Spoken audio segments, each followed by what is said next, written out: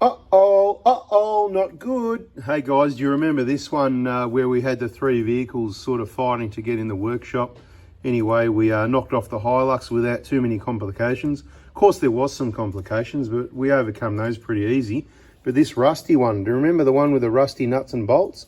This stud here is one of the studs that's in the head, well, should be in the head, that retains the rocker cover, and that nut there that normally comes off, you can see it's well and truly rusted on. Not good. And you know, the bolts that retain the valve cover, you know, there's another series of bolts. Well, guess what? This is only half of it. Not good. And you know which one it is, don't you? It's the two at the back that wouldn't come out. So that'll be fun trying to repair those in the head, at the back of the head.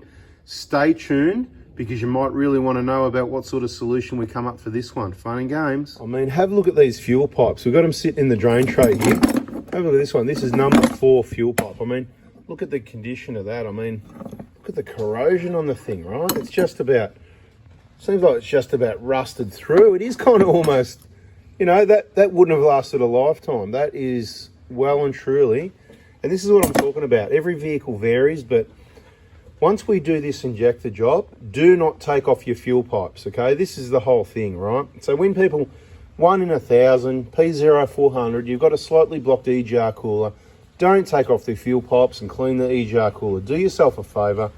Do not take these pipes off until next time the injectors are getting replaced. It's not worth the risk. You can see why. Look at all this rust and corrosion. Look at all this crap that's going to fall into, you know, look at the crud on my fingers. This is what's going to fall into the injectors when you're trying to take it off. In a situation like this, just not worth it. Now, we're lucky that all the fuel pipes came off relatively straightforward. I'm not saying without any difficulty. And here we are. Look on the back of the EJ elbow. Right, what we're going to have to do here is spray these and let them soak overnight before we attempt to open those, or we're going to have a whole series of busted bolts and studs on this vehicle. It is just crazy. You just got to watch that salt spray. We did a video on what to do to avoid salt water, and if you end up in salt water, some treatment, preventative and cure type program. So you want to make sure you subscribe so you don't miss any of that. Rightio, so these have all had a bit of a spray, so they're kind of looking better than they were. But anyway, you know, it's just a really, I mean, it's okay underneath. I haven't a good look at the chassis. I suppose we do need to have a look at that. We're not doing a service or inspection, but from what I've seen, it doesn't look like a rust bucket. But just in the engine bay, there's all these things that are just, you know, corroded and sort of rusted up. So anyway, have a look at the back here, right? This is one of the back corners. So, you know, even those sleeves, they've got a little bit of corrosion on them. You just got to really watch that salt spray and that beach air, don't you? This, even the gasket, we've just lifted the valve cover off, and even the gasket stayed stuck to the head. That's a bit unusual. Usually the gasket comes with the valve cover, and this is what we're talking about. Right down in this back corner here where you can't get to anything, have a look at this. That's what we've got to deal with, a stud there. Now, we've got a few ideas of what we could do. The good news is one stud is still there. We'll get the other one back in where it belongs over there later on. But the first thing we're going to do now is get in there and give it a bit more of a spray. And we're not too fussed if we spray a bit extra on this vehicle. It'll all get cleaned up afterwards, and it'll go back to the owner clean, and some of this spray will do a bit of treatment on it, and you know, it'll go back clean, but he'll need to do this sort of treatment, keep an eye on it, to make sure the rust and stuff doesn't get worse. That is going to be really difficult to get to. All I'm going to say at this point is, I've got a few options. The first one is we're going to let it soak overnight before we do anything. We're going to get all the injectors and everything and the gasket and everything out of the way before we attempt anything. We're going to come in fresh in the morning. That means we're going to spray that 10 times for the rest of today to let it soak. It's going to sit and soak overnight. When we're all fresh in the morning, we're going to have a go at it. I've got a stud remover. We've got a few tools, we've got a few bits and pieces there. It might come out, it might not. But what you got to remember is, if it didn't come out with a 10mm head, it's not going to come out easy, right? The only thing, and we didn't rush it. We took our time letting it soak, but you know, hopefully the overnight soak is, I've got some different, we're going to spray every different product we've got there on this. And let's see what happens. Now, worst case scenario, I'm going to go straight for the dodgy mention. Worst case scenario, I've had vehicles come in with those bolts missing at the back there and the valve cover not leaking. So what I'm going to say is the design of the valve cover is really good. The gasket's really good. And as dodgy as it sounds, in my opinion, you could leave that bolt out and the valve cover's not going to leak, right? So it's not an ideal situation, but what you've got to work out is if we can't get that out, the next step to be able to drill that without wasting hours on it we'd be spending hours and hours. You'd have to pull the head off. So you'd have the manifold off, the exhaust manifold, massive job to get the head out, and then we'd need to drill and re-tap that. It's just ridiculous. And the fact that you would even contemplate spending thousands of dollars to do that for something that I've seen before not leaking, I'm just saying already, not necessary. Now, of course, it's not going to hold as well as having a bolt there. So that might mean that possibly if the gasket hardens up after 15 years, it might start leaking then. But guess what? We're pretty happy to do this again every 8 years, aren't we? So yeah, the gaskets, they stay really soft for longer than 10 years. I put my money on it's not going to leak. But I'm not saying we're doing that yet. We're going to have a good go at getting it out. It's up to the client at the end of the day, and it's up to the workshop if we've got time to spend an extra, 2 days pulling heads off, mucking around, and if he wants to spend thousands of dollars, or we can just give him what you might think is a dodgy solution, because I'm thinking that, I'm sort of thinking worst case scenario at the moment, just to, sorry, I'm in your way there, mate, just thinking out loud. We could glue it back on. No, we can't glue it back on. I mean, trying to get in there to weld something to it and stuff like that, but it's a really awkward position to get in there and do anything. There's lots of ideas. Anyway, by the time this video comes out, you know what, we could do another short video and just say, hey, oh no, look what's happened. Put it in the comments, let us know what you think, because someone might have an idea. So we've got lots of ideas. We've got more ideas we haven't, but let's do that, okay? So this video will continue probably today, tomorrow, with the results. But what we'll do right now is make another short video and we'll drop it out tonight. So then now you will know that job was back then. Does that make sense? It's a bit like Back to the Future or Back to the Past and Back to the Future, and it's pretty confusing, isn't it? Anyway, you know what they say, prevention is better than cure, but the prevention kind of hasn't been done. So if you see that sort of rust, you do need to do some maintenance. And when I say maintenance, this is the sort of stuff I'm talking about. Now, I reckon I use WD-40, water dispersant. WD, water dispersant, right? It tells you about all the uses. Probably because it's the cheapest, bulk sort of can. Pick it up when you're in Bunnings, whatever. Check out your prices. CRC I've always liked. I think I like it better. The WD seems to dry up a bit. It's more of a water dispersant, multi-use, yes. But so is this. But see, it's more of it's more kind of more oil, stays wet. Anyway, one of the products I've always really liked is the Inox as well. So Inox, we've got Inox all over it. And we sprayed all this stuff on there beforehand, letting it soak, blah, blah, blah, and all that. And it just wasn't happening. But here's a product that I haven't actually used before, and I'm going to try it. This Cyclo stuff from Trevor Ryan, Dirt Road 4x4 in Werribee. I don't know if he can send this stuff to you or if you've got to pick it up, but it's called Heavy Duty Breakaway, right? Fast penetrating oil and extended lubrication, the best at loosening toughest jobs, right? Bada bing. So I'm kind of going, I am going to give this a red hot crack. And there's other products as well, but you know what? There you go. There you go. Right, so we're going to let them soak in that overnight. We've got another little short video you would have seen already. If you missed it, that's why you should have subscribed and turned the bell on, but you're just missing stuff.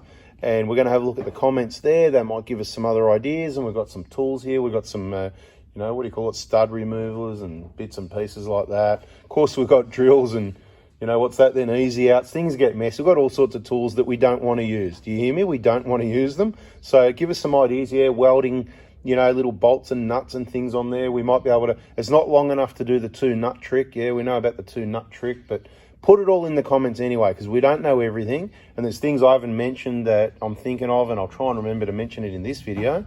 But yeah, sorry, I'm talking in the wrong video now. It was put in the comments in the other video. Yeah, too late for that one. So this is the video. In the morning, we'll have a crack at it. We'll get everything else out of the way.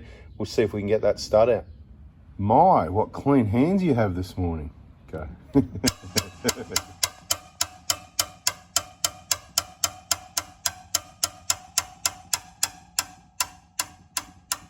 Looks like it's getting easier. Got to work it slowly. Normally this is something I get the impact driver on and go zzz, but not this one. Nice and slow, we've been lubing it.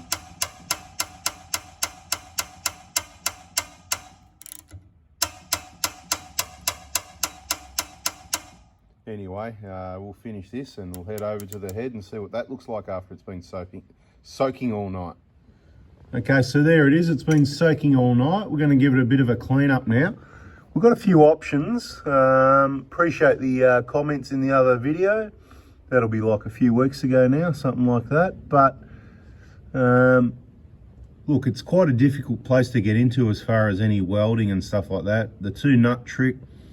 Well, if you had a big nut, you could cut it in too, but you can't get 2 nuts, and there's not enough room for 2 nuts and lock those together. You've only got about the thickness of 1 nut. Might be a bit deceiving. We've got stud removers. It would be very difficult to get in there and drill or drill straight, so that's not really a good option. Heating it obviously would be a good one. So what we've let it soak. We're a bit confident that it's going to come out with vice grips just from soaking it, okay? We are confident. So I'm going to risk it for the biscuit and get the vice grips, have a crack at that. If it doesn't move as easy as I'm expecting, then we're going to put some heat onto the bolt and yeah, take it from there. We'll let you know what works. It's going to be impossible to be in there videoing what's going on. So at the moment, it's clean it up. And vice grips, got a good set there. We'll get those in there, get a good grip. Might actually try the stud remover, but I think it's for bigger bolts. This one, you know, it's pretty big. It's going to be hard to get in there again. So the one that I've got, I really think the good vice grips will do the job. So we'll get in there and have a crack. Okay, so the update. Things haven't gone as planned so far. The letting it soak overnight seemed to make no difference at all whatsoever. Now, what you got to remember is, people say it's easy enough to say, oh, just put on a nut and weld it and all that. Okay, so that would make it just almost as good as what we had in the first place. We already had a bolt there, a perfectly good bolt. There was nothing wrong with it. And this bottom section doesn't want to come out. So putting a nut on there would make it like we had before, and it would probably still just break off again because it's no different to what we had before, if you get what I mean. We're disadvantaged now as in we can't get a grip, but maybe the disadvantage is an advantage. So obviously if I can't grip it with vice grips and get it out, then more work needs to be done deeper down in the hole. So right now I've got a really awesome grip with those vice grips and they are not slipping, but they're about, what have I got there? They're probably, I don't know, 8 inches or something. They're the medium set, right? So they've got a really awesome grip. I'm pulling on them going, and I can feel the flex and I'm going, we need to do more work. So we're going to get more heat in there. We've had the heat in there. We're going to do that again. We're going to try while they're in position so that while it's still hot, we can get in there and give that a crack. So thanks for all the ideas in the other video, but we'll keep having a crack. Okay, progress, more heat, more muscle power. We've managed to turn it about 30 degrees. You can see the flat spot, right? It's come around that far. It is rock solid tight. The heat, the spray, nothing seems to make any difference. Like I said, if we put a nut on there, I think we're just going to bust the bolt off further down. So we're going to keep persisting with this. Like I said, plan B is, I believe this engine valve cover won't leak with, so if this happens to you and you can't get it out, with 1 bolt missing from what I've seen, I don't believe it's going to leak. I know it sounds dodgy, but it saves massive thousands of dollars of repairs. At the moment, we're just up to slabs of Heineken and slabs of Corona for this, but we'll keep working on it. Well, I'll stick to what I said. I think we did the right thing, mate. Keep going. Look at that, last little bit. Hopefully the thread's all right still, because we can get in there and looks like it's got a bit of thread in there. We got it out. 2 people, 2 hours, tag team. You got no idea. The vice grips had to be at absolute maximum pressure. As soon as we backed it off a little bit, we couldn't get a grip, and it took my hand strength to get it locked.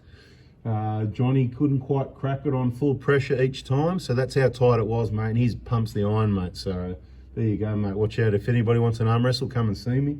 I think it's more hand strength than I think it's more hand strength anyway, but yeah, look, if we welded something on there, I reckon it would have just snapped. This way we could control the situation, keep heating it and lubing it and working it without busting the bolt off. So it's actually looking not too bad in there. We'll clean it out with the air and the lube and we'll get another bolt and see if it goes in. All right, so we've cleaned it out, we've lubed it.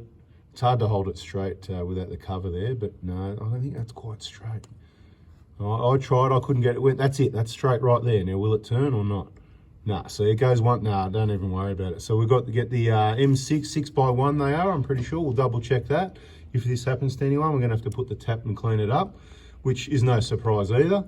But that is straight. I couldn't get it started. We've got a bit of grease on there to be sure. I wire brushed the thread on the bolt and everything. It's all Mickey Mouse clean. There's a thread there, it looks good, but it's not as good as it looks. Let's try the other one at the other back corner over there, see what that one's like. Don't worry, don't fear. You know, things usually turn out all right, don't they? So we got it out. It was a very slow process. And of course we couldn't get the bolt in there, but pretty easily the 6x1 cleaned it up. The usual, this is the second entry. I like to go work it in and out a bit, take it out, clean it and all that sort of thing. So this is the second full ream, if you like. Well, we're not reaming, we're tapping anyway. But yeah, basically that'll just probably turn out by hand now. Actually, I'll give it a try right now. I'll have to get it started actually. Hang on. A bit of blood on the rag for where we are. Cut ourselves open, rubbing on here or somewhere there anyway, whatever, you get that. It's all part of the Coronas. I mean, all part of the Heineken. I mean, all part of the fun. Right, so now that we've just turned it a little bit, that'll just, you know, allow everybody to know that the thread is beautiful, right? Just like a new one. I'll get this out and I'll get the bolt and show you how that goes in as well. And that'll conclude this long video with all the discussion and reasons why we did things the way we do things. Hope you liked that other post. Help, no, disaster struck. Bit of entertainment for everyone, and thanks for everyone's ideas and input. It's all good, right? We'll give that a clean up. We'll put the bolt in there. Let's see if I can video with one hand and put a bolt in with the other left-handed, right? Try and get it straight. Whatever. Beautiful, look at that, eh? Just like I brought one. And that's how we roll here at the Prada Hospital. Even though we give you the option, if this happens to you, you know, this might not work out. And like I said, personally, I don't think it's worth pulling the head off to do that repair as much as you want to and you know it's there. I'm telling you, the quality, the squareness, the design of these covers, if this nut or bolt was missing from the cover, you know what we should do? Let's go to my Hilux and we'll take this bloody bolt out to prove the point and go, in 5 years, we'll go, look, there's no oil, right? So we should do that, shouldn't we? Do you reckon we should do that? It just doesn't feel right though, does it? So anybody, put in the comments if you've had a bolt broken or a bolt missing. I'm sure I've seen, I could be wrong, but I'm sure I've had these come in with bolts missing. Oh, just leave the one at the back out, you know, whatever. Because people cross-thread them because, you know, they like to get their heavy-duty tools on them and then it won't go in, so they just leave it out. And I remember sort of thinking, wow, look at that, that's how good they are. So they're well over-engineered. The hole's good, the hole's lubed. Put some grease on all the bolts, especially if you live near the beach. Salt air, salt spray. If you're going to go park it in bog holes. Mud equals money. Don't do it because it gets in there, it soaks in there and it causes problems like this. You can even see the rust on the vacuum line at the back there. It's just everywhere, right? Anyway, guys, that's a video. Butter being this one sorted, there could be the next drama, so don't forget, subscribe, turn the bell on. Lots of solutions. This isn't just Toyota stuff. These ideas can be used on any makes or models, whatever, general information. Now we're going to go, there is more to do. We've got to clean up other threads. Bolts aren't going in holes, so we've got to do the same thing with a lot of these. So there's still, we're spending hours on this, to be quite honest, and there's two of us here climbing around, cleaning threads, re-tapping things, taking turns, because you know how awkward it is to get down in this position with some vice grips and try and turn that stud. Anyway, bit of a challenge. We don't mind it, and we won again.